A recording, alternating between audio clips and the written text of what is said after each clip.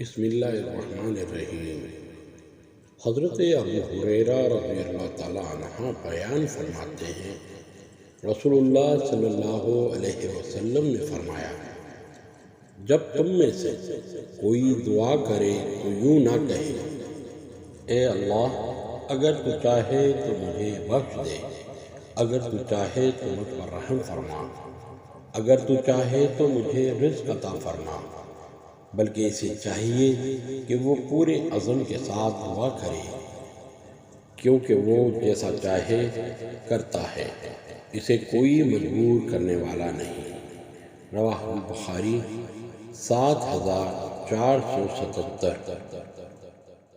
اللہ رب العزت سے دعا ہے کہ قرآن اور حدیث پر چلتے ہوئے فرقہ واریت کی لعنت سے باہر نکلنے کی توفیق عطا فرمائے، آمین یا رب العالمین۔ السلام علیکم ورحمۃ اللہ وبرکاتہ۔